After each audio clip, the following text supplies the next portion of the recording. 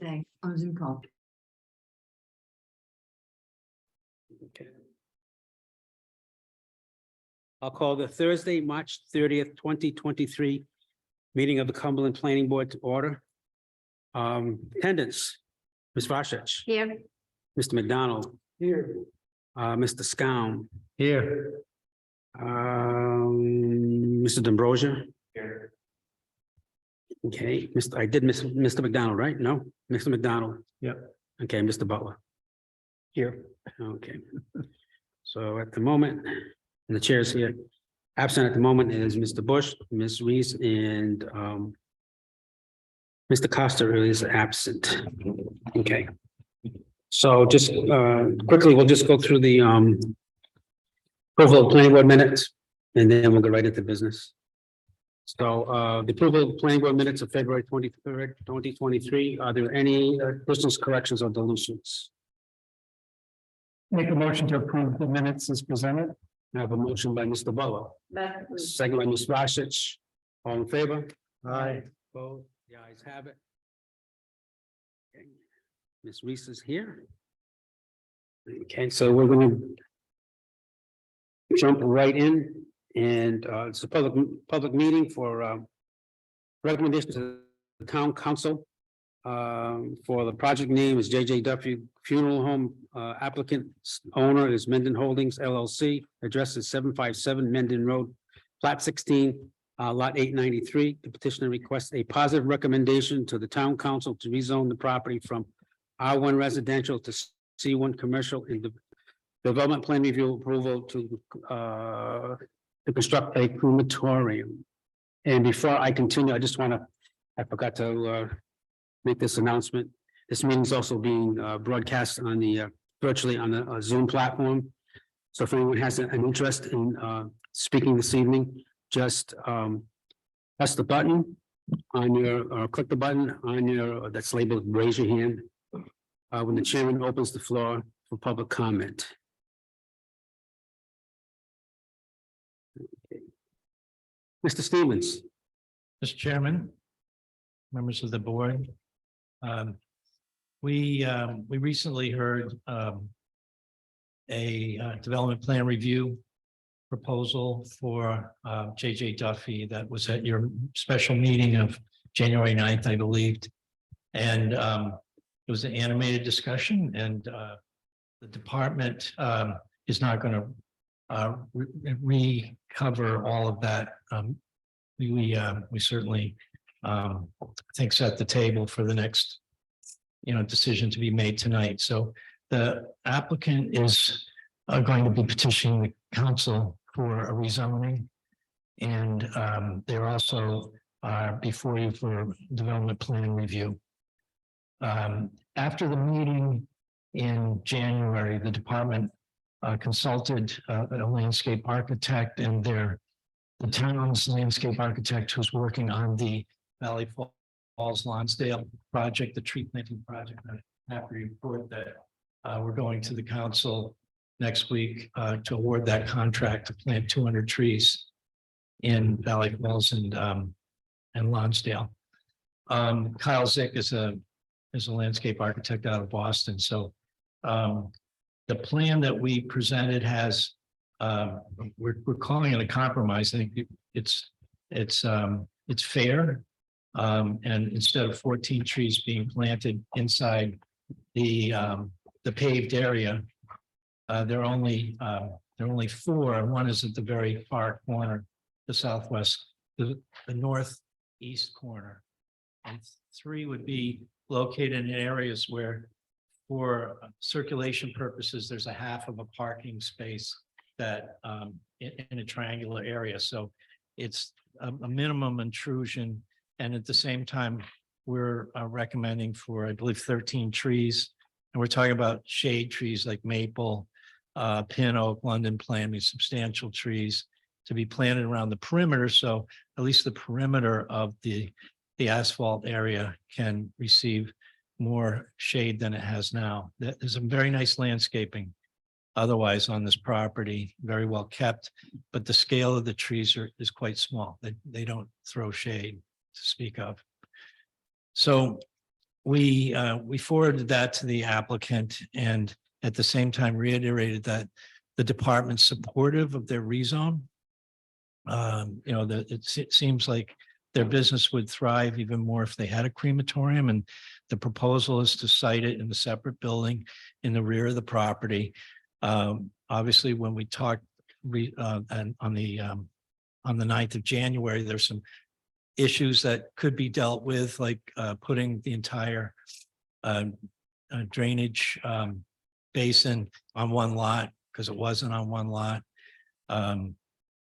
and things like that. So the department reiterates its support for the rezone with the condition that the current building there'll be a new crematorium and the land use be limited to a funeral home.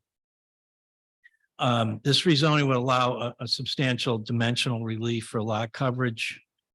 And there's also a buffer that would not be meet the code and the regulations. The comprehensive plan does not appear to be in conflict with the future land use map. It's noted that the applicant has already secured a permit from DEM Office of Air Resources for this new use. And in regard to development plan review, you know, that what you'd be asked for is to support this development plan, retroactively approve the 63 space, 19,000 square foot parking lot expansion. The department doesn't object as long as the applicant submits a tree planting plan, which at minimum substantially is consistent with the attached landscape plan and complies with the Cumberland zoning ordinance. So in other words, the department is open to a counter. We haven't received one, but in the interest of moving things along, we're going to stick with recommending this plan. And also, it's hard to tell with again, the scheme that we have, the tree planting scheme attempts to minimize the impact of trees within the parking area.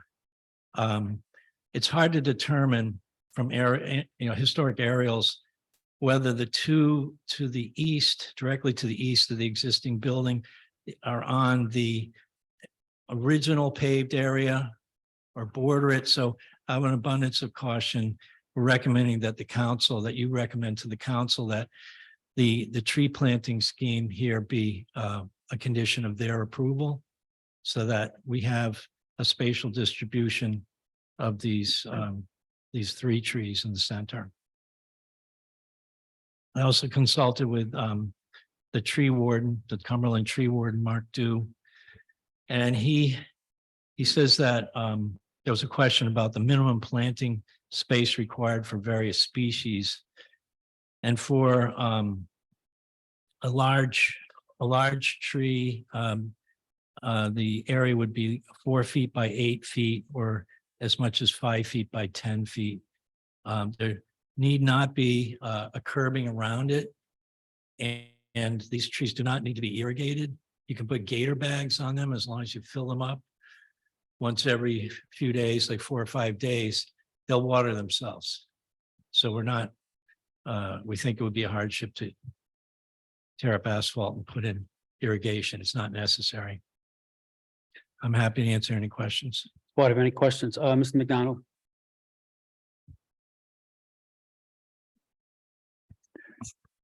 The development plan approval, does that include, will that allow the applicant to build a crematorium? No, they have to come back.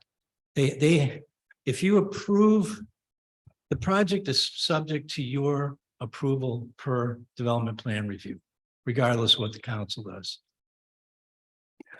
Okay, okay, forgive me, what are we approving if we approve the development plan review? Crematorium? Is that what is? That's Yeah, what I'm reading. The plan is proposed, and we're recommending that the landscape plan that the town came up with be part of that plan. So again, I'm not trying to beat it. Let me flesh this out a bit.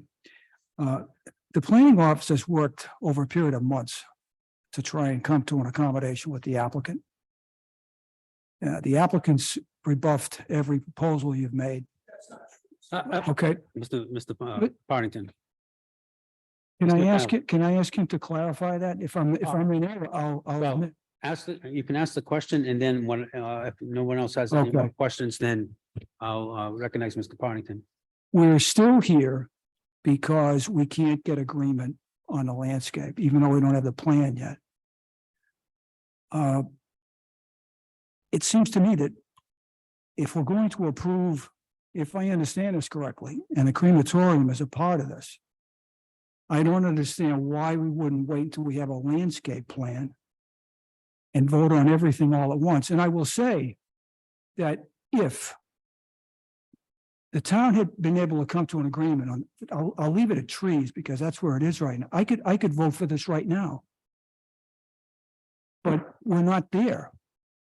And I can't support them having an approval for the crematorium. If the crematorium is still in play, then I can accept approving a development plan. But I don't know why we would allow the ball to be moved forward when we haven't been able to come to any agreement with the applicant on how he's going to, for lack of a better phrase, configure the property. Mr. Chairman, can I just try to take this? Yes, I was going to ask you. So we met with Mr. Partington, the planning staff and I, a few weeks ago. And what I suggested is in order to keep the process moving, you would give a recommendation as to what you would like to see. And that recommendation would be considered by the town council and likely, if they consider your comments, would make the landscaping issue a condition of the zone change. So I think the staff is really trying to work with the property owner to move the process forward.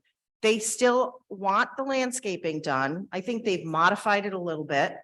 And then what they're suggesting that you recommend to the council is approval of the zone change subject to development plan review and the landscaping that the planning department has requested. So it wouldn't be a flat zone change where it takes it out of your hands.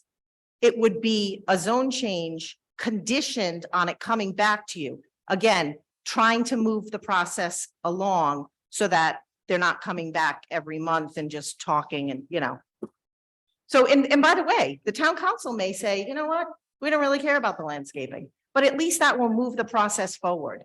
You're the planning board, you're going to give them your recommendation. And then it's up to the town council, whether they want to waive things, So it's a suggestion.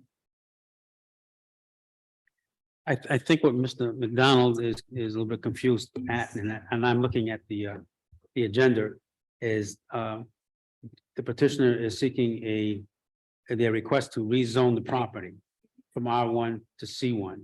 And then it says, and development plan review approval to construct a crematorium, and that's the way it Yeah, says so here. Glenn and I had a long conversation about how the agenda reads. Right. So he had it as two, maybe that would have been better. What I'm saying is, like, when you have a land development project that needs a zone change, you kind of consider this together. Mhm. You grant the first stage of master plan, then it goes to the council, right? This time, this is, and I keep using different words, but can consider this almost like a pre-app with a recommendation to the council. It's under development plan review. There's no time frame like there is with the master plan. So you've got as much time as you want, but it's just have a conversation. You know how the planning department feels. How do you feel about this? Do you want to add that recommendation for landscaping? If you do, your recommendation would be subject to the landscaping as proposed by the planning department. Then the town council decides. Okay. Does C1 right now have as an option, or it's not an option, but does it allow for the construction of a crematorium. That's what I'm getting a little bit hung up on. Yeah, so right now, the land is zoned residential. Right, So you can't expand a non-conforming use. correct. It's Understood. legally non-conforming. What they're doing there is entirely appropriate. But when you expand, you can't without a use variance. So that's why they need the zone change. Hmm. Once they get the zone Mhm. change, conditional zone change, Okay, conditional. The zone change only takes effect if they meet whatever condition they place on it based on your recommendation. okay, because I'm looking at this and I'm saying, well, gee, currently is a C1 zone have an allowable use for crematoriums? No, it's funeral, but I think we've determined that a crematorium is accessory to a funeral. Okay, all right. I just want to, Yeah. clear that up a little bit. Does anyone else have any other questions for Mr. Stevens? I'm still, Butler. I don't want to muddy any water. I'm just still confused. You don't do development plan review very often. That's my point is I'm used to, I guess, the preliminary master administrative final, so I'm not clear what a development plan review is and what we should be looking for and expecting from that process. I don't know that we've ever done one while I've been on the board, maybe. But that's I sort of, can answer the question, but Mr. Partington is really anxious to come. oh, Mr. Ponnington, by all means. Thank you. And again, Mr. McDonald, pardon me, I didn't mean to jump down your throat on that. It's just that, But you did. no. No, and the reason why I did that was because one of the things I thought at least we hoped we accomplished at the last meeting was I wanted to dispel this notion that this was basically sort of obstinance as opposed to passion, I guess, for want of a better phrase or phraseology. I mean, and I'll get to that in a moment, but with respect to the development plan review question, I think it's a very good question because, and basically, and I'm sure that the solicitor will jump in if I'm off track here, but the way I understand it, and I've had a problem with development plan review in that section of the ordinance for a long time. But basically, we're here for two reasons under the development plan review ordinance. The first is because we need well, first of all, development plan review, by the way, is always advisory. The section of read the ordinance says development plan review, which is advisory in nature. That's the first sentence. Okay, all right. So it what? Well, no, but it's, well, I take it regardless. I take it, I don't want to argue about that because we don't need to. But I think it's advisory in nature. Anyway, the point is that we're here, first of all, because we're seeking a zone change. Just like when I come in and I've got a request for a zoning variance, and I come to you guys and I say, when you give me an advisory on the zoning variance, okay? It's the same thing, but it's a zone change. Also, if I understand it correctly, the other reason that we're here is because we refer to the 2018 asphalting, additional asphalt laid in the parking lot. And Mr. Stevens and the planning department are asking for a retroactive development plan review, which is triggered by, okay, and if I remember the language correctly, it's if the development involves 25 or more parking spaces. So that triggers land development review, okay? I mean, no, I'm sorry. Yes. Right, because it's not planned development, right? It's, all right, it's not the other one, okay. And I understand why you ask these questions. Okay, so that triggers, that's the reason why that Mr. Stevens and the planning department is asking for a retroactive development plan review because it involved 25 or more parking spaces. Is that a fair statement? And clearing of more than 10,000 square feet, maybe? Well, yeah, but I don't think that's applicable here, but Okay. we're here for that reason. You're right. Yes. You're right. So in my reading of it, because it's weird because it's in the zoning ordinance, but yet it gives the planning board the review authority. And if I read my subdivision regulations correctly, that it's to be reviewed as a minor subdivision. And I think that's why, and I agree with the solicitor that that's why it would better be for a pre-app, and that's what Kelly and I talked about, was a pre-app, because there is no real master preliminary step. If you're going to follow the steps of, you know, of the minor subdivision, as you well know, it's just a question of the preliminary and the final.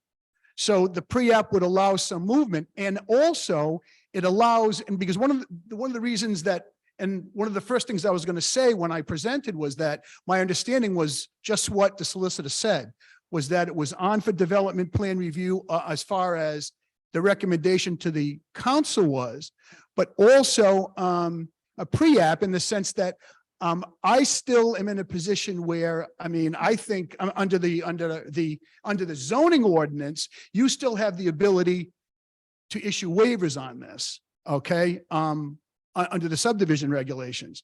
So if in fact we are here for development plan review due to the 25 or more spaces, I assume that the reason why the trees are being requested is because of the site plan regulations.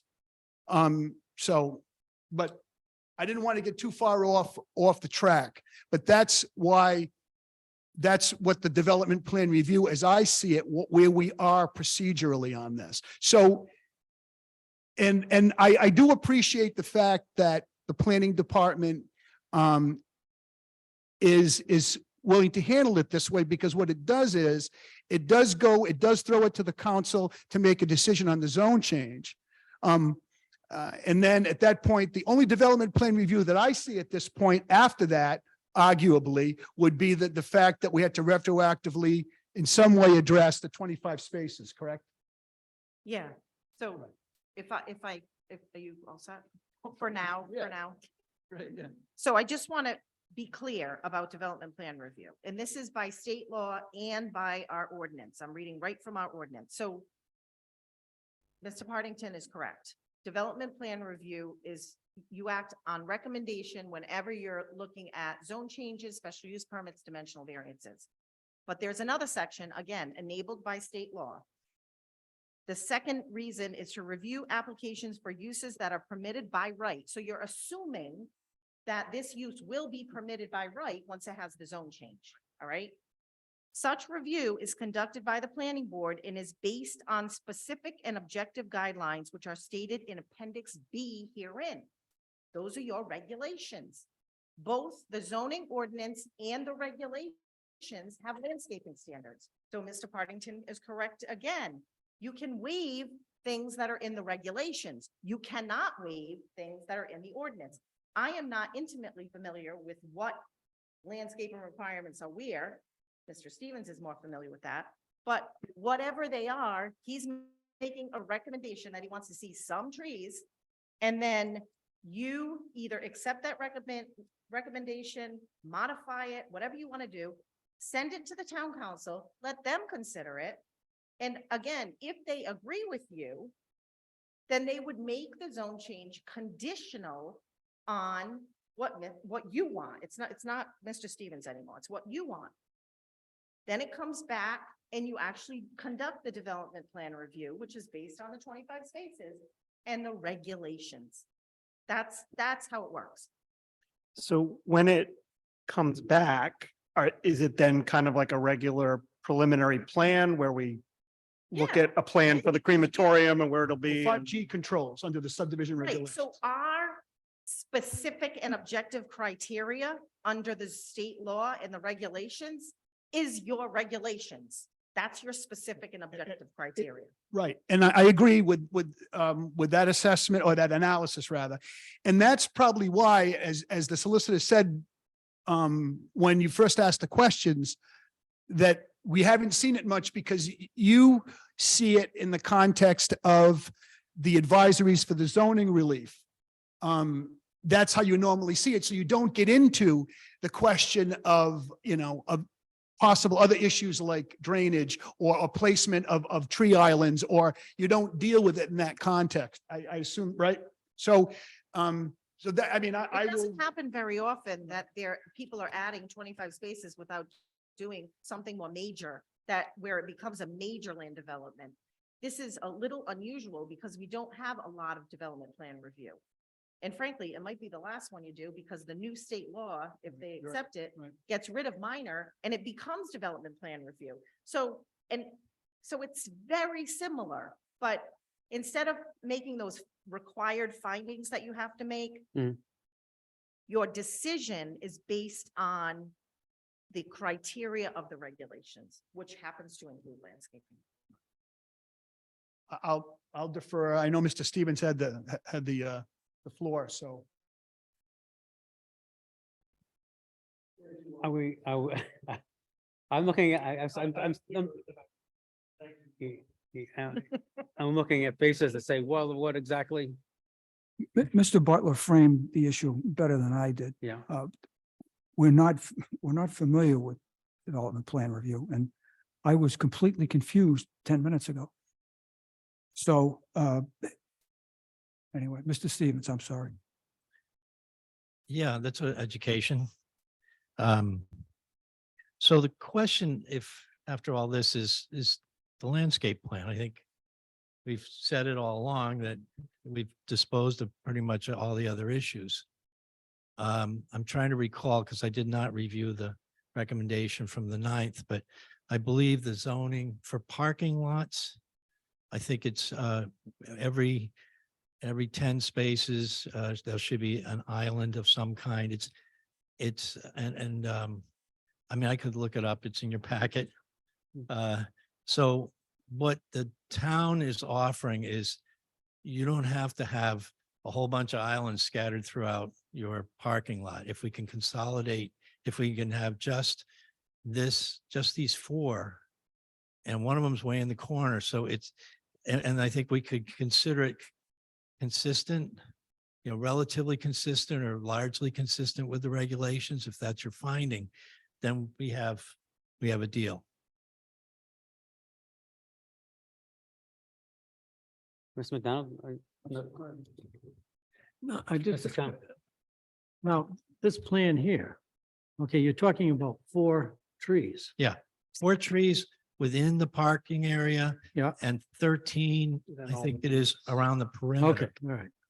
I wasn't at the first meeting, and I apologize, but I wanted to Yes. make sure that was clear to me. Yes, we're glad to have you back. Any other questions for Mr. Stevens? Mr. Partington?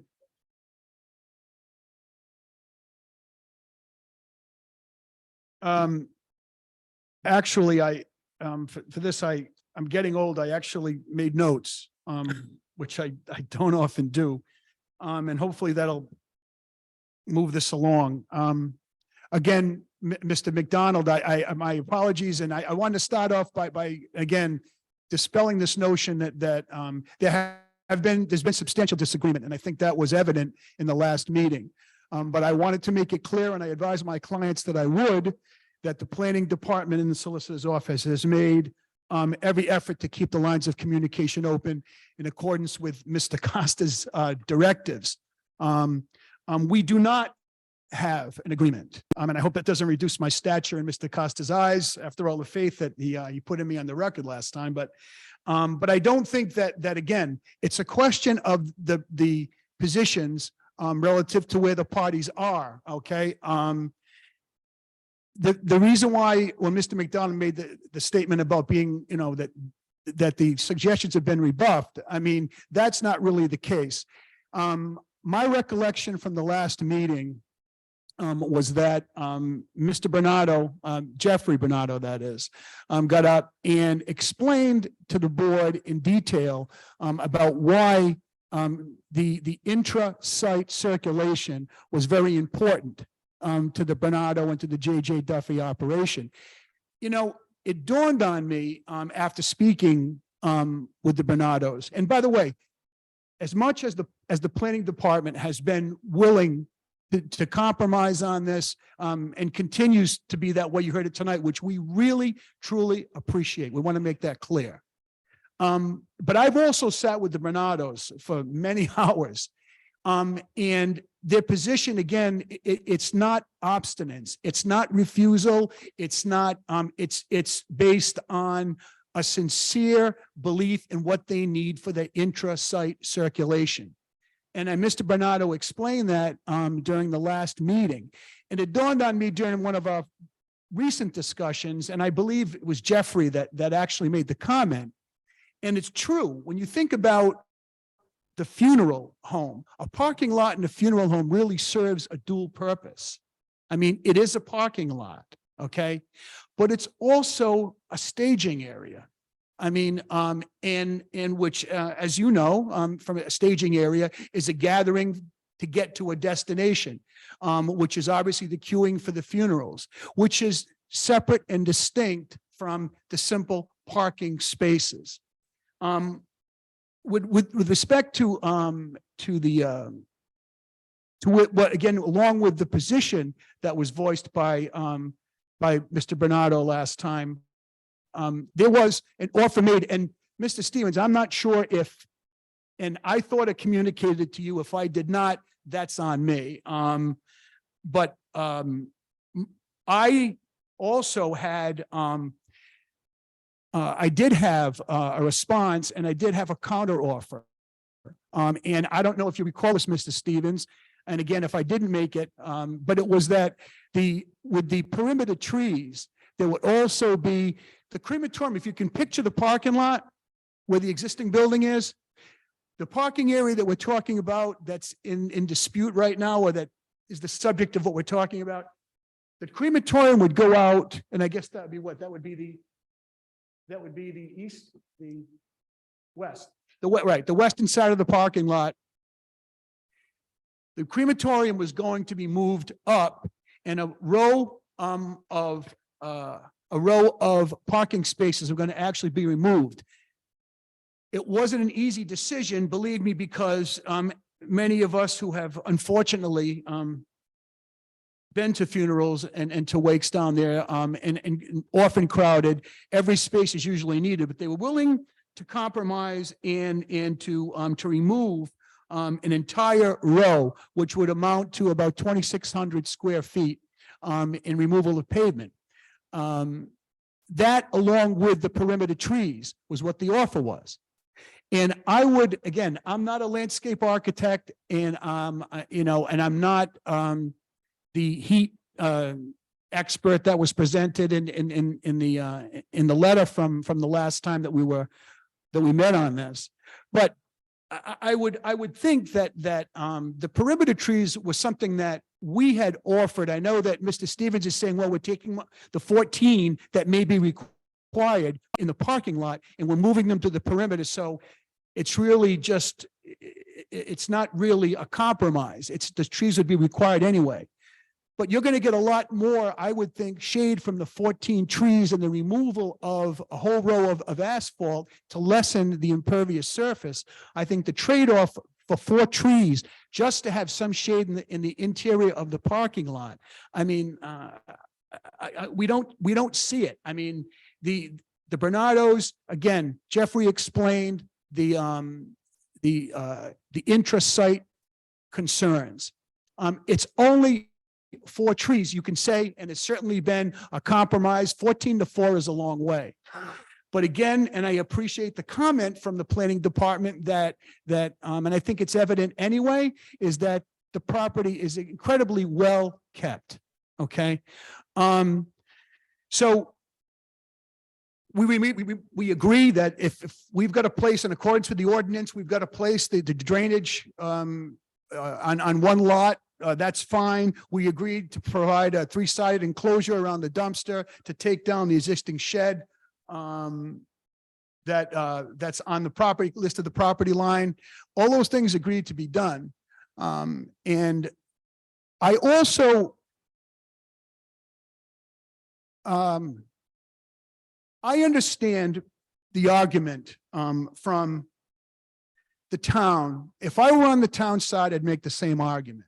With respect to something like this, where I think that the town is trying to send a message with respect to every situation like this, where there is a considerable amount of asphalt and where someone now is looking for relief, that now we're going to start following certain rules and the new landscape ordinance and other requirements that already appear in our regulations.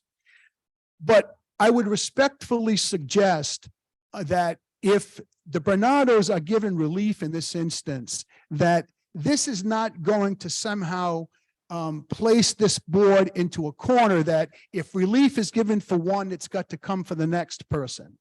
I think that if anybody comes in front of, and obviously I'm on this side of the aisle, so I'm going to make the argument that, you know, if anybody comes before this board, whether it be for relief from tree islands, whether it be relief from an interior angle requirement or depth to width ratio, any of those things are taken on a case by case basis. And if the person who follows the Bernardos can't make a cogent argument about why they deserve relief from the strict parameters in the regulations, then they don't get it.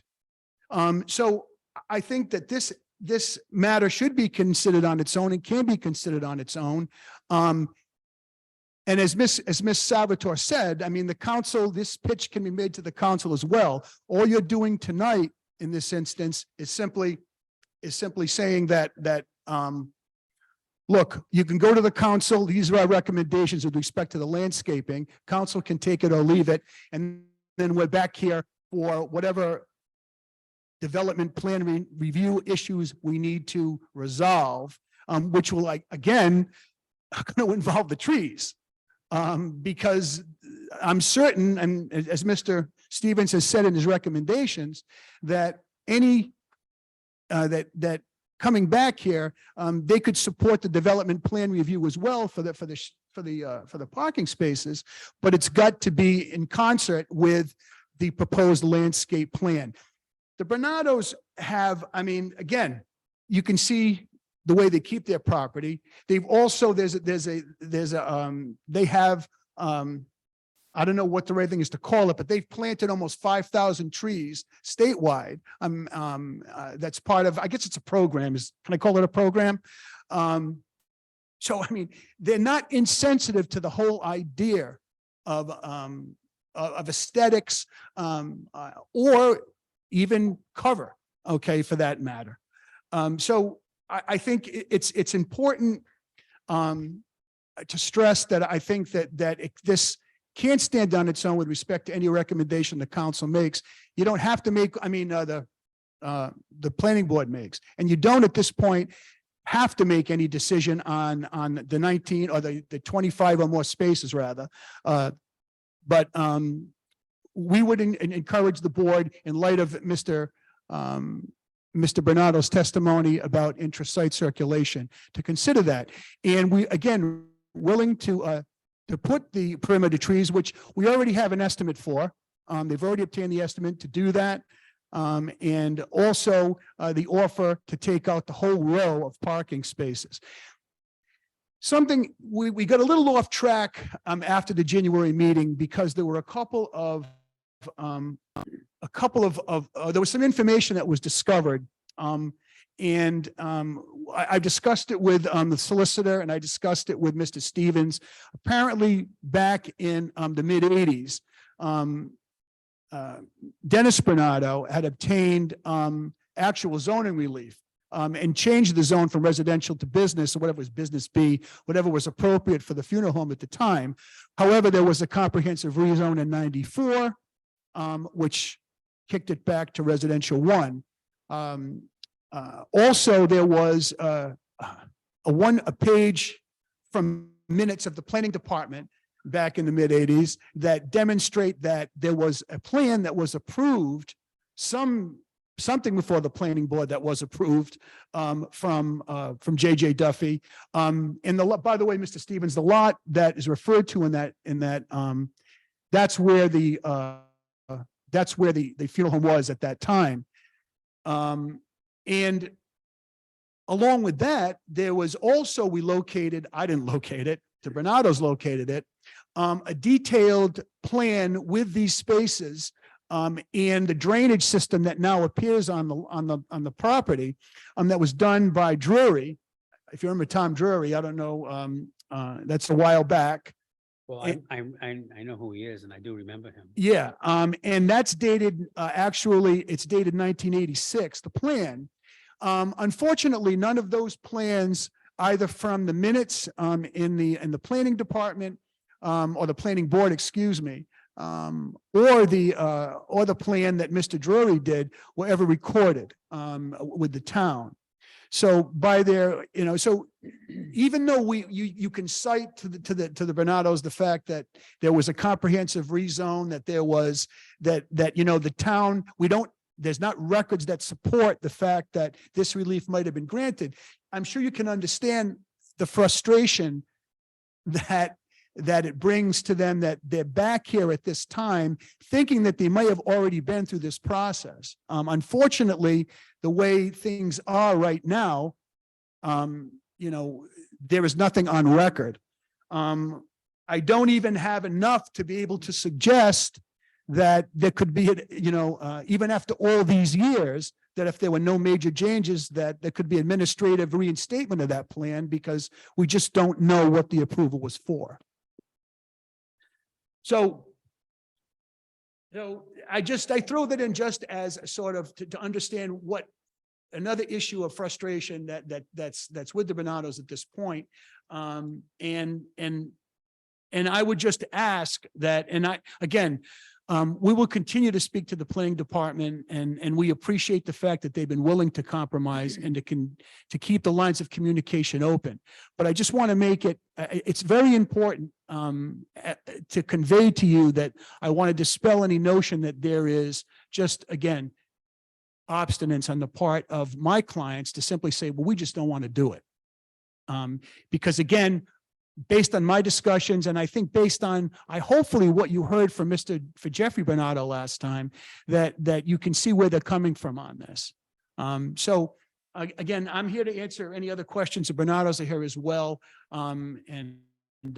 Thank you for your time. And again, my understanding, Ms. Salvatore, again, is that they would vote on the advisory relative to the council and just the zone change. And then this is like a pre-app. They'd have to come back for the spaces to deal with the development plan review on the spaces. That's what I'm suggesting. They can do whatever they want, but Oh, yeah. that's my suggestion to move the process along. Yeah, and I think that's probably the way it would have to go, in light of the fact that you have to do preliminary, if you're going to follow the minor subdivision route. Mhm. Otherwise, we'd be forced to move. Yeah, you're not making a preliminary plan decision though. So, but yeah, I mean, that's my suggestion. Because it still protects, the planning board. I don't know how you're gonna vote, but if you choose to add these conditions as your recommendation and the town council accepts that, then the zone change does not take effect until they come back and those conditions are met, whatever they are. And I just want to address this zone change issue, because I think it's really important, because they were zone business. So I want to be clear about that. But when I say we, staff, is supporting the zone change. I want to be clear that, like, we have these awful official zoning maps in the building office. We really want to have the town council adopt the ones that are on Map Geo, but we're concerned for that exact reason, that there may be lots on Map Geo that are wrong. So I just want to be clear, even with the Bernados, like, once you change a zone, you can't just change it back, because I'd love to do that for them. But because the council actually changed the zone back to residential, they have to go through this process. And I just want to be clear, because it's not like, if we could say, oh, it was business, so of course it would have been commercial. You can't do that. You got to find a document that says it was. And the only document we have are the new zoning maps, those awful zoning maps. So I just want to be clear about that, because it's not something that I want to be very clear. The town supports this zone change.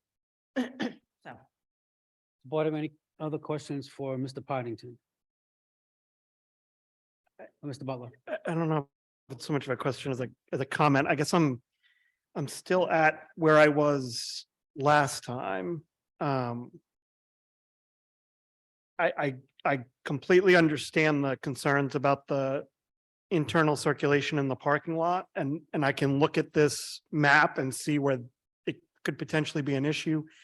I guess and I'll defer to Mr. D'Ambrosio on this because this is his business, but I just have trouble getting my head around why the applicant wouldn't bring in a landscape architect to look at the lot, the parking lot, discuss the circulation, have a landscape architect come back and say, here's a plan that would work. And in my professional opinion, you can't have island trees because of the way the circulation is and the parking is, or right now, it just seems to be theoretical that no, you can't have trees in the parking lot because it's going to disrupt the circulation. But there's not a professional opinion from somebody that says, yeah, I've looked at it, I've studied it, I understand the circulation. And you're right. Or if the island trees were in a different part of the parking lot, it wouldn't interrupt circulation, or I guess that's just where I'm stuck. I mean, I feel like the planning department's come a lot further in compromise than they normally would. I mean, to go to the extent of having a landscape architect that's working on another project for the town, kind of take the Google map or whatever this is and lay out some trees. And that's further, I think, than I've ever seen the planning department go with another applicant. And I just can't understand why the applicant wouldn't be taking that step. But I don't want to see the entire project sunk over 3 trees that seem to be the crux of the problem either. So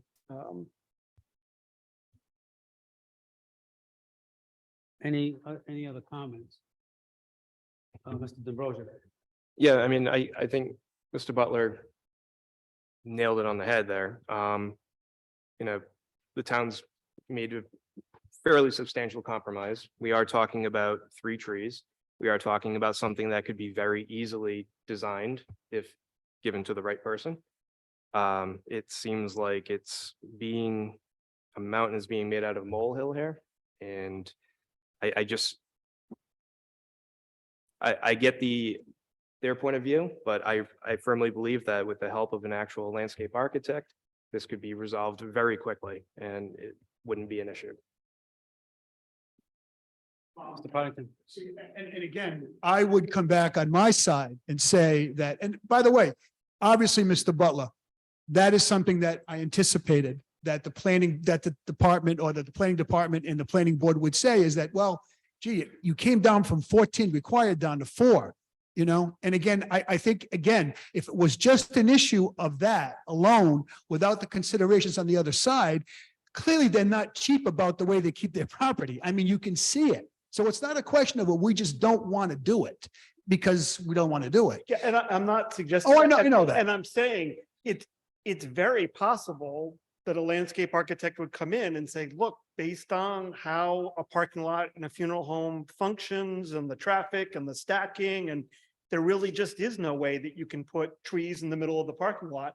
I'd be willing to accept that coming from a professional who looked at it and studied the circulation and the use. And, you know, I mean, I completely agree. Operating a funeral home is completely different than the parking lot at Stop and Shop or Dave's Market, where you can have strips and islands and that kind of stuff, and it doesn't really interfere with the flow. I completely get it. I'm just struggling with, it just seems to be, no, we can't do it.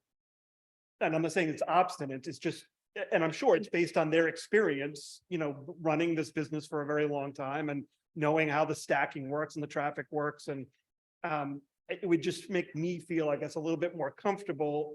And I said this last time, I understand that what I'm asking is for them to spend money that I'm, you know, and that's, you know, but, you know, it just seemed like if a landscape architect came in and took a look at it, and as Mr. D'Ambrosio said, maybe there's other ways to lay it out where it wouldn't impact traffic flow, or maybe the person would come back and say, yeah, it's going to interrupt the traffic flow. It's not going to work for this business, but putting more trees on the perimeter or some other compromise. That's kind of where I'm struggling. Okay. Mr. Kucha, even though, I mean, would you have any objection to, I know we talked at length last time and we had a presentation with Mr. Bernardo. We have an objection to Mr. Brian Bernardo making any statements on the record? Just before he does, what we're here this evening for and is to a recommendation to the town council for a zone change. And we do have the option, if we so chose, would put conditions on that relative to landscaping. Am I correct? Okay, but we're not talking about specifics in landscaping. We're not talking about, are there specifics in the landscaping we're talking about? You recommend any conditions you want on a change. Yeah, You're making a recommendation. So you could recommend, for example, that it goes back to, condition on going back to. Oh, sorry. So you could recommend any one of the following. You could be very broad and just say, we'd like the town council to condition this on coming back to the planning board for development plan review, right? You could say, we recommend that you approve the zone change subject to this many trees inside the parking. You could do that. You could do, we recommend, coming back to the planning board, for trees in accordance with the regulations. I mean, I don't know what you're thinking, but you can recommend anything you want, but it's a recommendation. And then they're gonna talk to the council and they're gonna say, we have issues with circulation, and the town council may accept that.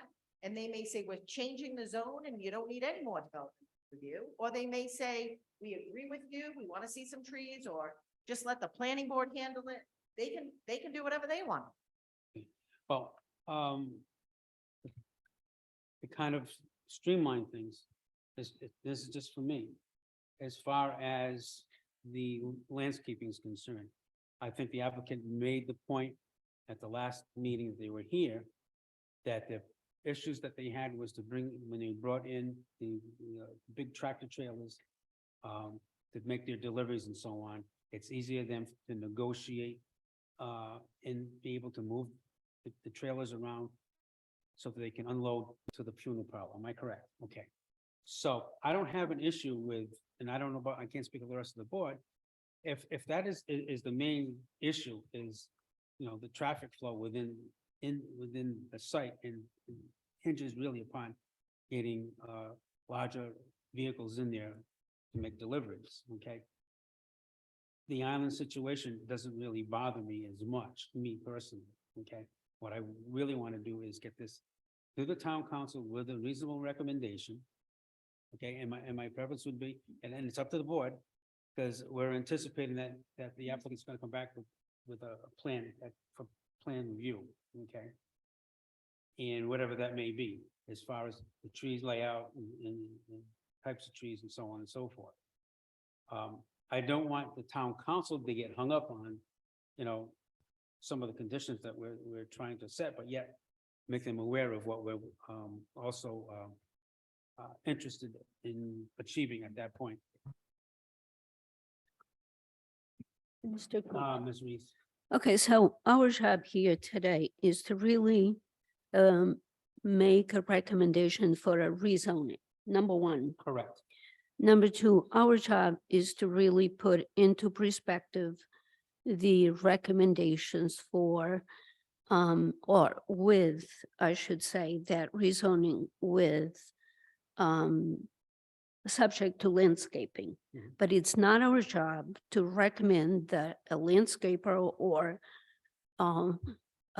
someone goes and surveys the parking lot. We just want to see coming back to us, the plans. Mhm. Isn't that what our job is today?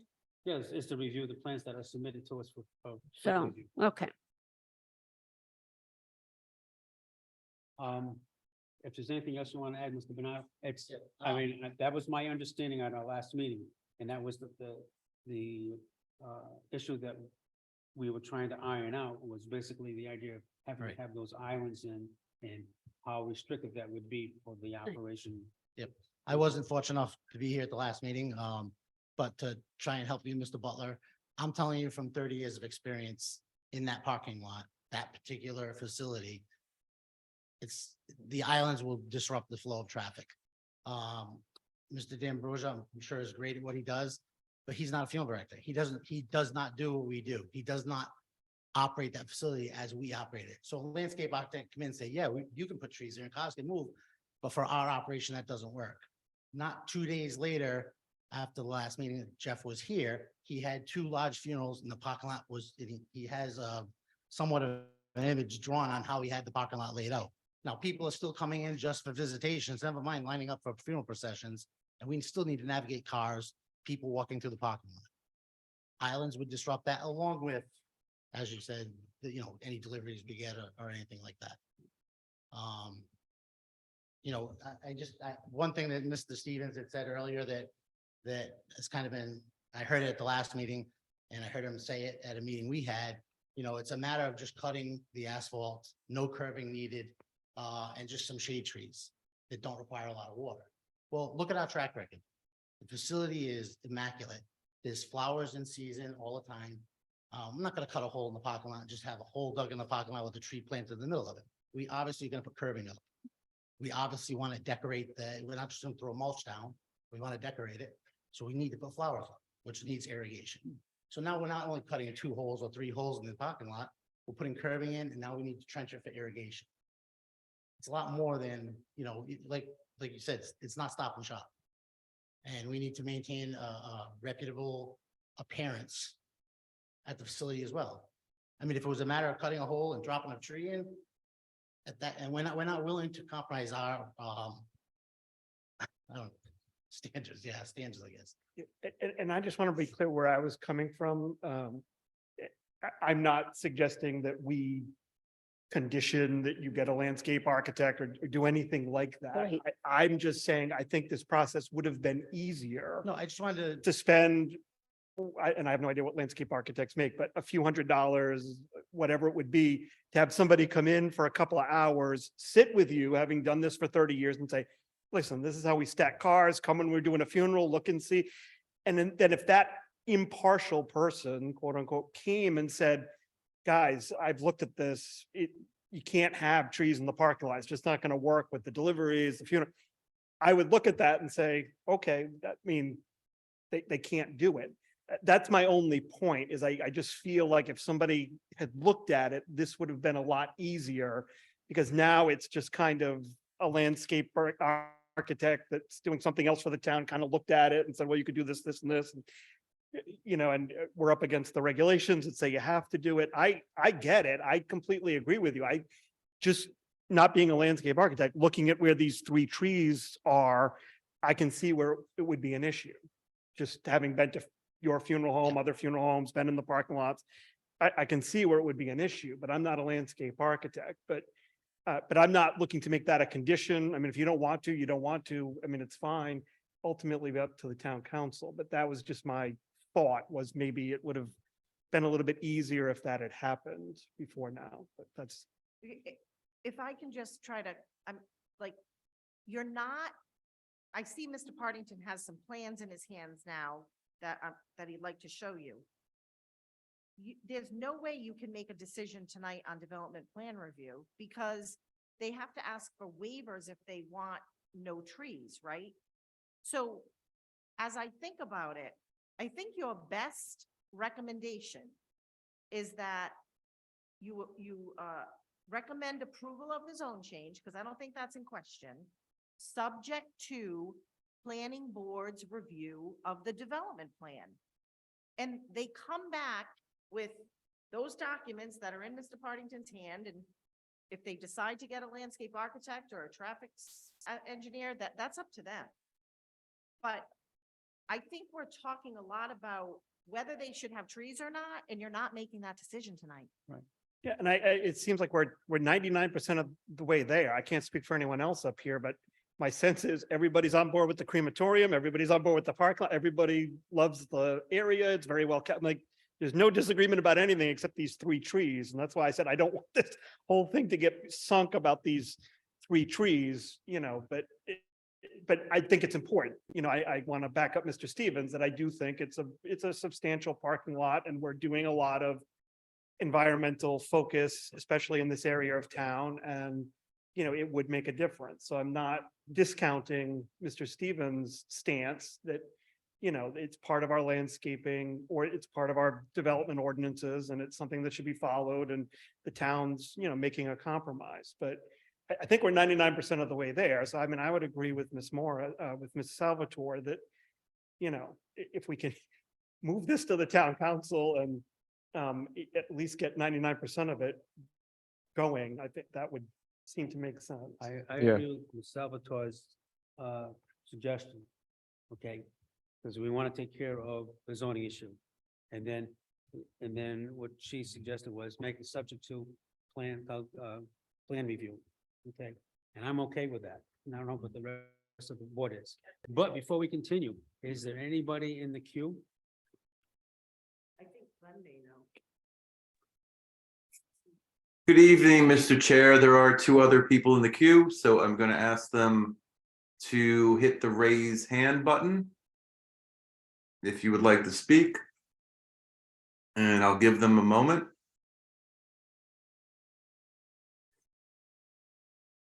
And no one has raised their hands, so I think we're good. Okay, thank you. Mr. Stevens. Yeah, Mr. Chairman, I didn't want this moment to go past without picking up on what Mr. Butler said. I really think and recommend very strongly that the applicant get a landscape architect so we can deal with the tree issue once and for all. I mean, we put together something which is, I think it's defensible that it's substantially complying with the development regulations and the zoning code, but one can make the argument otherwise.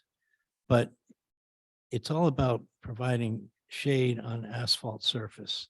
And this is just one variation. This is entirely negotiable. And if you have a landscape architect who can say, look, with this plan, you got like 27% shade area. Let me get rid of those trees in the middle of the parking lot and I can get you 35%.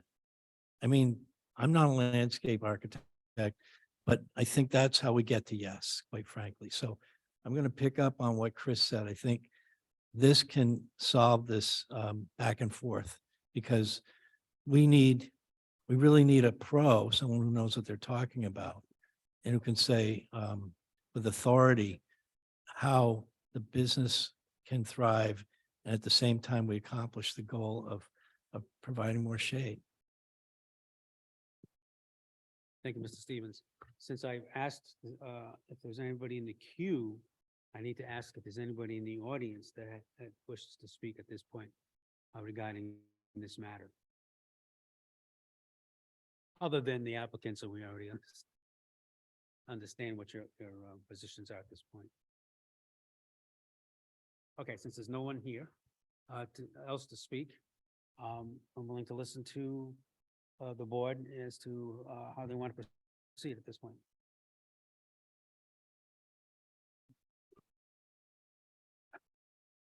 First, if I may, Mr. Partington, your apology was very gracious, but it wasn't necessary. You and I go back a long way, and I take nothing personal in this room, but thank you. Given what the solicitor and Mr. Stevens has said, I'm willing to support this. But I do want to say that he framed it much better than I did. But like Mr. Butler, I just have a problem. It seems like the cart's going before the horse here without having a submission by a landscape architect. I can get past that. I just have a little trepidation that somehow this might not turn out the way we hope it does. I'm going to ask, Mr. McDonald, I'm going to ask you, what is your concern then that you stuck on? Well, because I can't I can't conceptualize where this is going to go. And again, it's a development plan review. The council are, let's, for argument's sake, they take the motion and they grant a zone change. And they include the stipulation that it comes back to us for development plan review. And then we're going to review it. And where does it all go? I guess it's because I'm unfamiliar with this idea of a development plan review and not having a basis, at the moment at least, to be able to review what we're supposed to review because we don't have a landscape plan. This is a fairly straightforward project. It's arithmetic. It's not rocket science. But there is land involved. It's a big business in a sense in town. And we don't know what the proposed land looks like, if I can phrase it that way. I don't have any, I'm not saying that there's any skullduggery in anyone's mind or motive. It's just a different way of doing things. Mr. Chairman, Mrs. Salvatore. so good point. Like, if they were to come back for development plan review, based on the town council's condition, if they have to meet the requirements of the regulations. So if that means they're going to install trees consistent with the regulations, they would have to show you that, just like they would on any other development plan. If they don't want to provide any trees, then they'd be asking for a waiver. So I would say they have to come back with something, because maybe they're providing the 14 trees around the perimeter, but not the ones in the middle. That requires a plan. I mean, you got to I think they have to get a plan, unless they don't want to put any trees, and then you have to grant a waiver for that. So good point. I mean, it's not that they're encouraging you to get a landscape architect. You need one unless you're going to say, we're not doing any trees. And then they will have the opportunity to either approve or deny your development plan. So I think that's an excellent point. Mr. Chairman. Mr. McDonald. Just to Mr. Partington and the applicant, that's what I started thinking last month. Why would they not get a plan from a pro?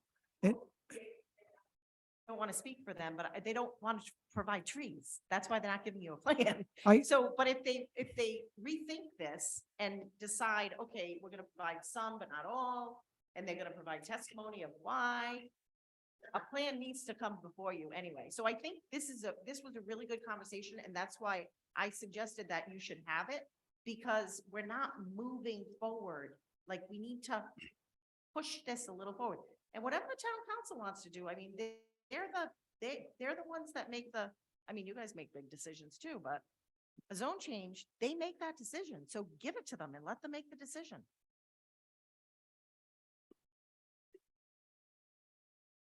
Mr. D'Ambrosio. Yeah, so I think out of all of us, I probably have one of the more stronger opinions about where this ends up. But I'm completely on board with this whole idea. Let's just move it along and let it come back to us, and we can, send it along with the recommendation as was provided by Mrs. Salvatore, and let it come back to us in due time, and we can review it when it's in front of us again and more specific of it. Thank you, Mr. D'Ambrosio. So do I have a motion to move this along? Yes. In regards to JJ Duffy Funeral Home, Mendon Holdings, 757 Mendon Road, I'll make a motion that we send a recommendation to the town council that they approve the rezoning from R1 to C1 for the lot containing the current building and a new crematorium. The land use of the new lot would be limited to a funeral home. The rezoning would also allow 73% lot coverage, and the buffer between the new C1 zone lot and the abutting R1 lot would be less than the required 40 feet. And that the administrative subdivision creating the new JJ Duffy lot must also include the moving the lot line so that the existing detention basin resides entirely on that lot, and that the zone change be subject to planning board review of the development plan. I have a motion by Mr. Butler. Do I have a second? by Second. Ms. Reese. Any other discussion? Hearing none. All in favor? Aye. Aye. Opposed? The chair votes yes, the motion carries. Thank you. Thankful. Okay.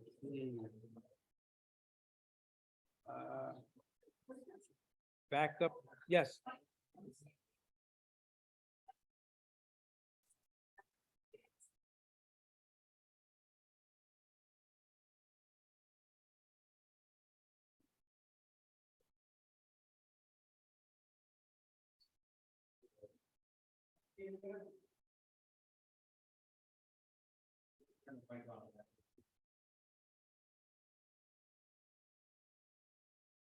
Glenn, are you there?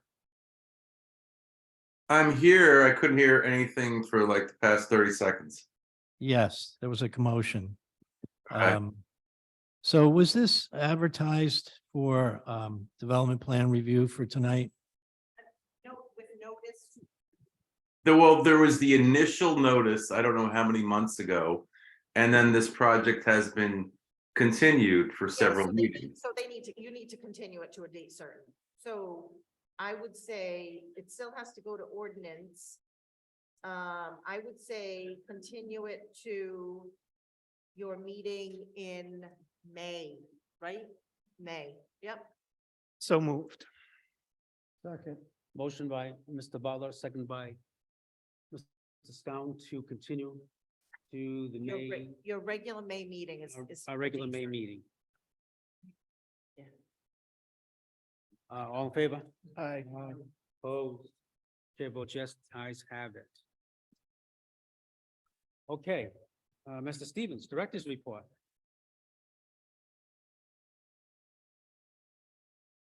Thank you, Mr. Chairman. I think we'll forego the hazard mitigation update.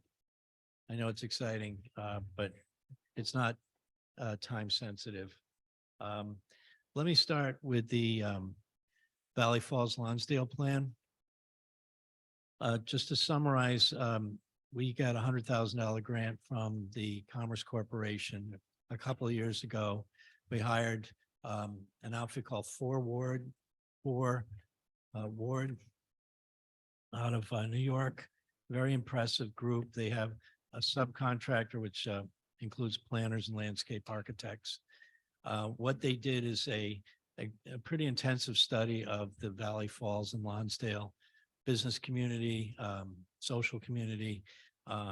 They did their metrics and their data research and walked the site, interviewed key members of key property owners and business people. We had a public workshop at the club over here. The Filibuster Club. I love that name. In fact, we get that frequently. They could call this place the Filibuster Club. And we had some really good input, the kind of input that only comes from a native who says, I remember when, and when you hear it a particular way, it resonates, and it caused us to go back and sharpen our pencils. The Forward's almost done with their plan. It's going to be presented probably next month.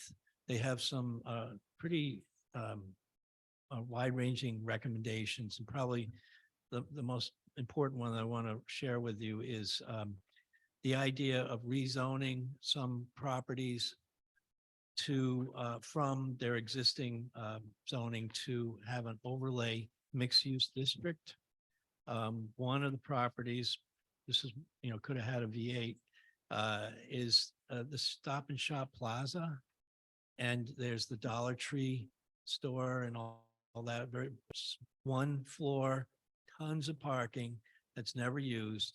And they're saying, you need to look at possibly putting an overlay zone on that parcel to create maybe a 5-acre parcel.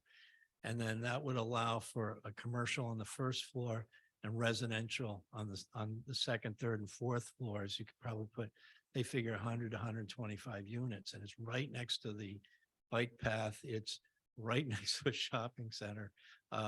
and it would be exponentially more valuable, not only in property value, but also in terms of getting, some vigor and some stewardship of people that would be residing here and help us with our housing stock and hopefully our affordable housing stock as well.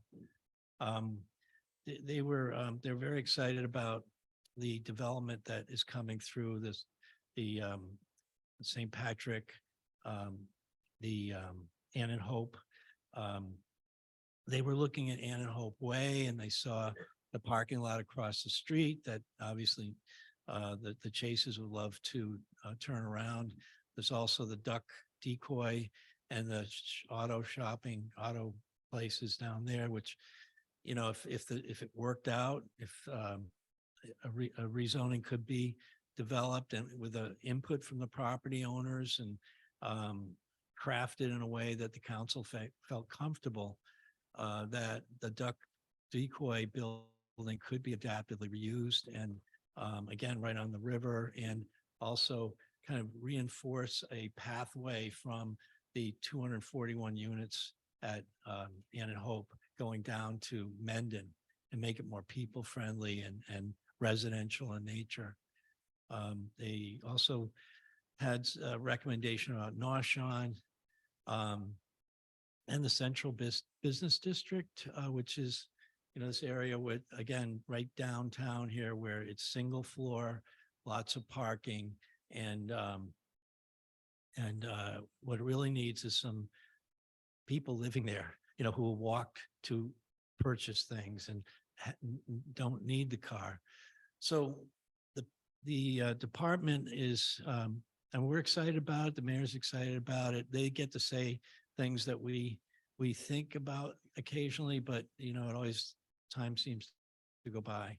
And then further, the town is going to be applying for an implementation grant from Commerce Corporation to take the next step on this overlay zone concept. And that would include bringing somebody to kind of facilitate the conversation, kind of back into possibilities, find out what is sacred and what isn't, do it in an orderly way. Coming out of the St. Patrick discussion that we had is clearly parking and congestion is an issue that needs to be addressed. And so they're going to take a look at a parking capacity, measuring that and looking at models of how we can get more density and not have the same issues with parking. So there were a couple other things, but that's the treetops right now. Any questions? Any questions? What's that? Yeah, I am. Yeah. And finally, the speaker, Sakarchi, who's a very well-regarded land use attorney.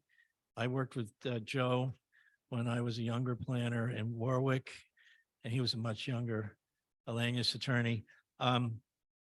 He's introduced, or through his office, there have been introduced 14 separate bills in the House to address local land use processes and affordable housing.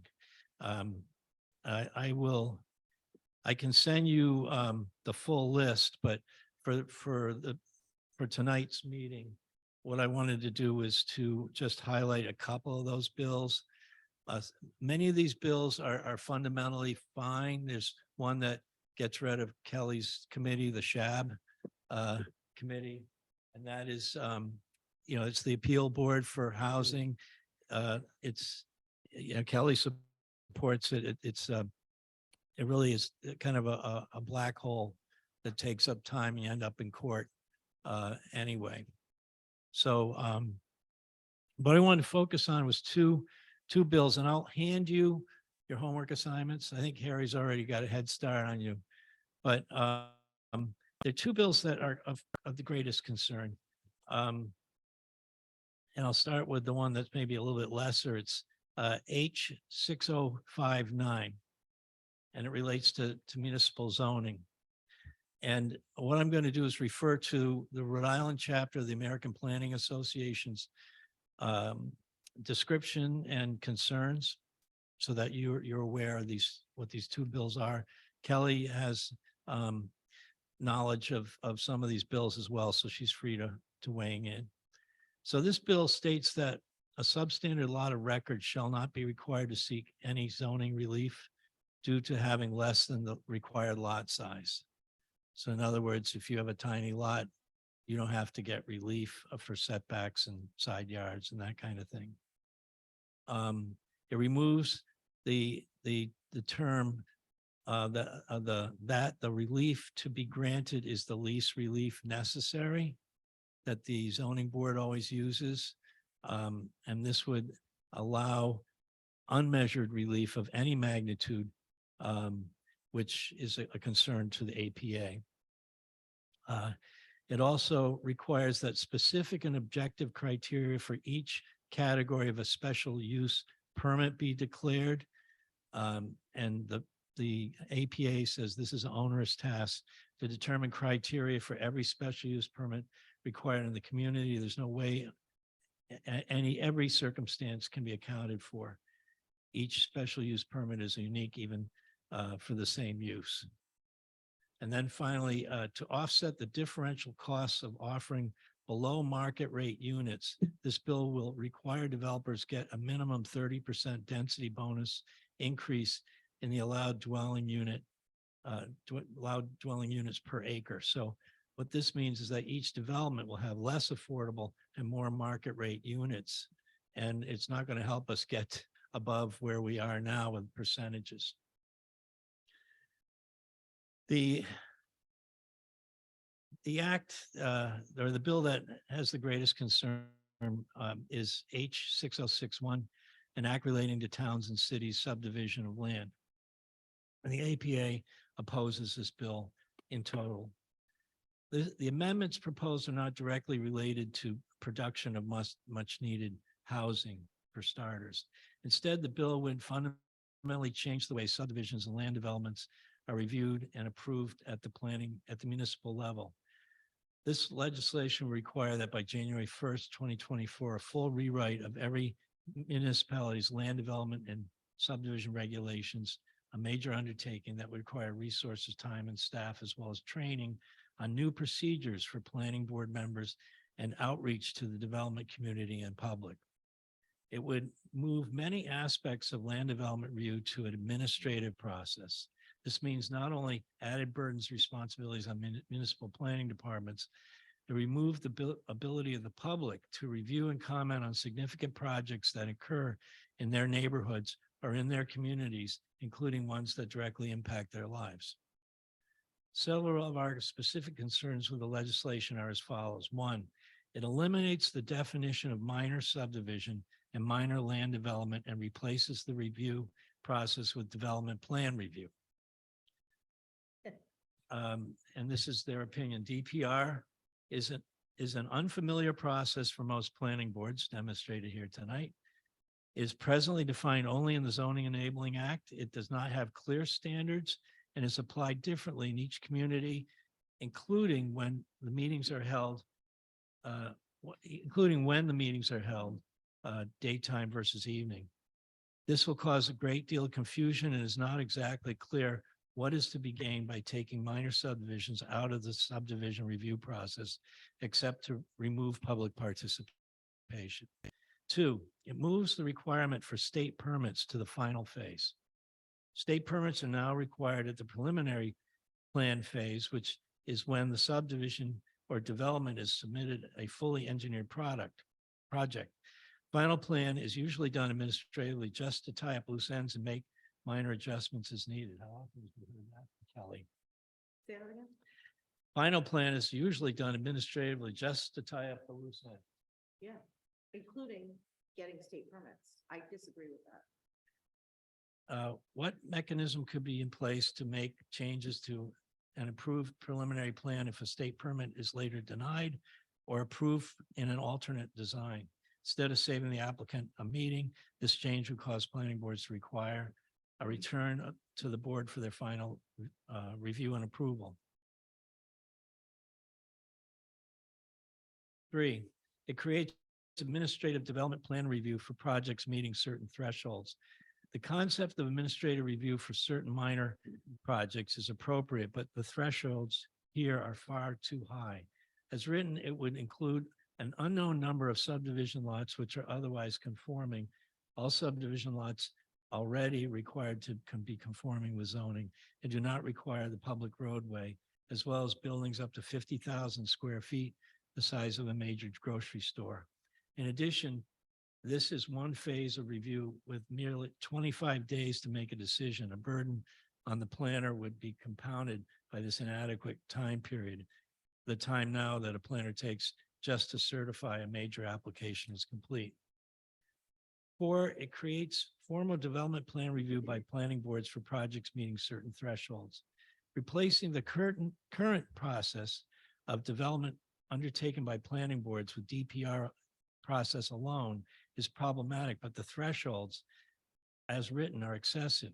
These thresholds include a commercial or industrial development up to 100,000 square feet, larger than a super stop and shop, a mixed-use development of up to 200,000 square feet, and a multifamily development up to 50,000 square feet. All projects larger than these thresholds would be reviewed as a major land development as they are presently. 2 stages of DPR review are proposed, preliminary and final. As with administrative DPR, the time periods are inadequate, 65 days to approve a preliminary plan for development that consists of 200,000 square feet makes for an untenable and stressful review process. Under the current subdivision process, planning boards also make findings of fact when approving a project. There's no provision in this legislation for either the planner or the planning board to make these same findings. There's no provision for the planner to refer a complicated project to the planning board. The process in place now protects the developer because the decisions are public, based on record, and enforced with findings, all which make them a legal challenge much less likely. 5, the local board of appeal is removed and all appeals of administrative officer and the planning board will go to Superior Court. I don't have to explain that one.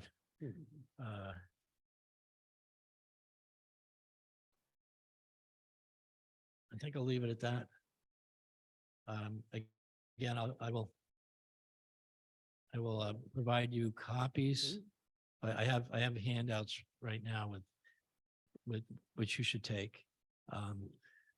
I went up to the State House to speak before the State Land Use Commission, and Tom Deller's the chair. He's the Central Falls Planning Director, and been around a long time. Yeah, he used to be in Coventry.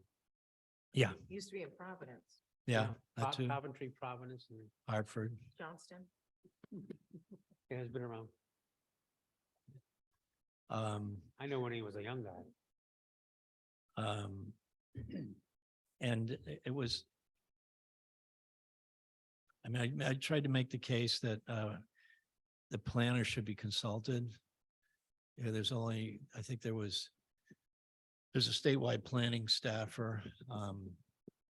There's a South Kingstown vice chairman of the planning board, Save the Bay. But Meg. That's her name, Meg. Oh. Right? that was Topher Henry. Oh, I'm thinking of Meg Kerr. No. But there was an attorney who had an attitude. Dylan. And Night Away director who was thoughtful, but you could tell that housing, affordable housing is a huge issue, and these details about minor subdivisions, all that were not something they seem to be have a command of. So it's worrisome.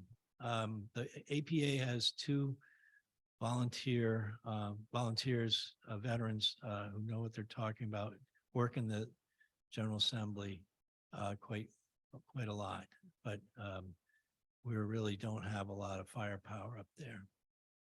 I expect that some of the more onerous issues will be negotiated, but a lot will remain. I think it's fair to say that we need we need a smarter strategy. Like I said, one bill makes it easier to convert shopping centers into housing. You know, that kind of stuff is good. But we've historically, there've been few moments in time where we've had major rewrites of process. And the last time was in 1988, 89, 90, when everything was moving in the way that resulted in what most people feel is a predictable process, fair process, public access is allowed, is encouraged. This likely to be a major change. And of course, it has to go to the Senate. We're not sure whether that's how that will play out. We're in the last we're halfway through the session right now, with it to expect it to end in June. So keep you posted. So from an advocacy point of view, is the planning board as a body allowed to provide feedback or make a recommendation of the town council that they send feedback? And how it would affect I think Cumberland? I think you can provide your own feedback as a planning board. I'd like to make just a couple of comments about some of this stuff. And they're just broad concepts as you're reviewing it. I think it might be a good idea to have a special meeting sooner rather than later to talk about these items in more detail. So from my perspective, and remember, I represent municipalities. I also represent developers. I've also represented neighbors opposing projects. So I feel like I have a pretty, wide range of experience and understand like the different issues that people are faced with. With regard to public participation, I feel very strongly that if you really don't have any input anyway, because a project is permitted by right, but yet we're giving notice to people to come and speak their mind. I've been in many situations where I've observed neighbors getting really frustrated because the board is saying, we don't have a choice. They meet all the requirements of the ordinance. So when it comes to public participation, I think it's important, but I think we have to understand that a lot of times the public participation, I don't want that next to me. I think, it's really going to be bad on traffic, but the use is allowed. And, I think you who have experience with this and engineers and planners sometimes need to look at, the development technically and decide whether it should be approved or not. So that's just something that, I'm a fan of public participation, believe me, but when somebody comes in and expects that they can change your mind or have some effect on your decision, and they really don't, I think that's a negative. With regard to the state permits being moved to final plan, I think that's a really good idea. We virtually always waive that because state permits take so long to get. So in terms of what would happen if it was significantly changed at DEM or DOT for a physical alteration permit, it would have to come back to you. So that's the answer. That's what we always say too. If you have a if you waive the requirement to have the state permits at preliminary plan, if they are substantially changed at DEM, then they have to come back to you. That's that. Timing for planner review, putting the onerous on the planning department. I do think that we should advocate for more time if the planning department or if town staff are going to do more of like a technical review, because 25 days, think about it. If somebody goes on vacation for 2 weeks, And by the way, if you don't do it within 25 days, it's deemed approved. So that's just not fair. DPR being preliminary and final. Again, this is more of an onerous on the developer because as we talk about major land developments, we always say master plan is conceptual because the developer wants to know, do you like the concept, right? And they're not spending tons and tons of money on engineering. So depending on the size of the project, and that has to be worked out. So that's why minor projects only have preliminary and final because there's not the crazy expense of the engineering because it's a smaller project. So, and then the Board of Appeals being removed, I don't necessarily think that's bad. I think the APA makes the argument that some people might not be able to afford to go directly to Superior Court and they think it's going to work out at zoning board. That may be true, but perhaps it's an option. The appellant can go to the zoning board or Superior Court because developers, if they don't like a decision, it holds up the process. And when it comes to housing, and that's the focus, right? I mean, I have a case right now that I'm working on. The planning board reviewed this in 2004. It got to the State Housing Appeals Board. It took until 2008, 4 years to get a decision. And then from there, they appealed to Superior Court and it took another 10 years. Now, I'm not going to comment on how that happened, but if you have good professionals working with you, that process should be a lot quicker. And if you can cut out the zoning board, it would be different. It wouldn't be a comprehensive permit, but that's not a bad thing. And then the developer gets their answer. I mean, I've seen you all are really reasonable, but there are some planning boards out there that are frankly unreasonable. So the developer, especially when we're interested in housing, you want to get that project done, resolved, hopefully approved, and then build the housing. So those are just my initial thoughts as you're reviewing. The other thing, with regard to the zoning one, I tend to agree with the least relief necessary coming out. I have to think about that one more. With regard to the special use permit having specific and objective criteria, I tell that to the planning department right now. If you don't have specific and objective criteria, the only standard is basically that it's not inimical to the health and safety of the community. So one expert can get up and say, well, in my opinion, it's not inimical to the health, safety, and welfare of the community. So if you don't have specific and objective, special use permits are meant to be, we like this use. I'll take a gas station. We like this use in commercial areas, but for each specific location, we want to make sure there's proper queuing, specific and objective. We want to make sure that, if there's a Mary Lou's in the gas station, that the drive-through has enough space and buffer to the neighbors, specific and objective, right? You want to create things, you want to create criteria that, because we already know the use is somewhat acceptable, but for this piece of property, how are we going to make it fit there?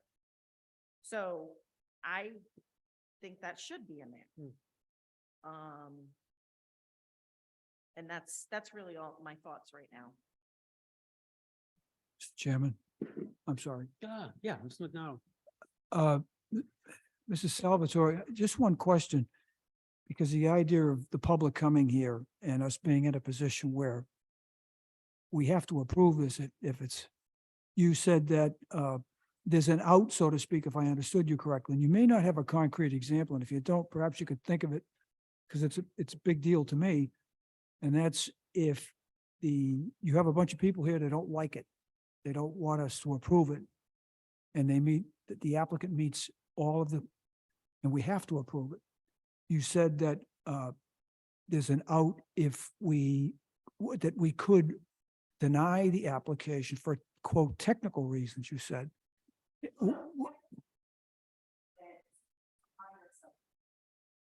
somebody presents a subdivision to you and they meet the lot area and they meet all the regulations of how the lot should be cited, they, cul-de-sac or, and they, oh, sorry. So I'll just repeat, if they meet all the criteria, lot area, frontage, length of cul-de-sac, or if they meet everything and somebody still doesn't like it because, well, I live here and this is all open land right now, you have to approve it. So that, the technical would be they don't meet lot area, they don't, but if they do, how do you deny that? What if there's major inconsistencies with the comprehensive plan? Well, zoning controls. Zoning trumps the comprehensive plan.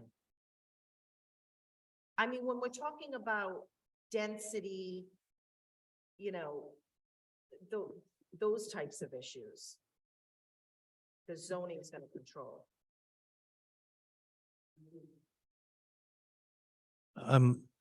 One thing is, it's been difficult to follow this.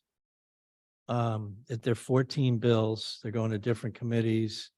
That it's all, you get a bill, you don't really get a digest in English. So I defaulted to the APA's, these are from the letters that they're sending in, so, and we've been really busy in the office. So we're, I know Kelly's explanations are very helpful. But I don't know to what degree we can get you a complete compendium. I wish there was an easy one out there, and different organizations have different spins. The League of Cities and Towns has their own spin. Again, we don't have like a real broken down, easy to digest document. And the problem from my perspective is always that they rush these things through. And I understand it's a priority and it's a clearly an affordable housing crisis. And, I know that that's the speaker's priority as it should be. But these things kind of rush through, and then there's all these unintended consequences once they become law, that we're stuck with, but you can't look at every, like you said, they're going to be done in June. So it's a couple months left and these things are just kind of being fast tracked because it's his priorities. Yeah. And And some of these measures don't relate to housing. It's all about the process. I read through this stuff and it's true that they're trying to solve to the extent that they can, trying to solve a housing crisis. But also, in my opinion, buried in all of that stuff is some stuff for the developer community. And there were a couple of things that I read. I don't remember what they were, but as soon as I read them, what came to mind is Broad and Mendon, the blasting. And the idea of what the legislature did with slopes. So it's why it's a concern, because if it was all just trying to solve a housing, there'd be no issues with any of this stuff, but there are landmines buried in that language.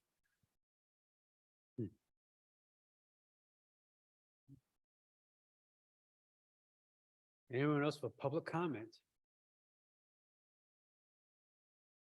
Okay, I'll entertain a motion to adjourn.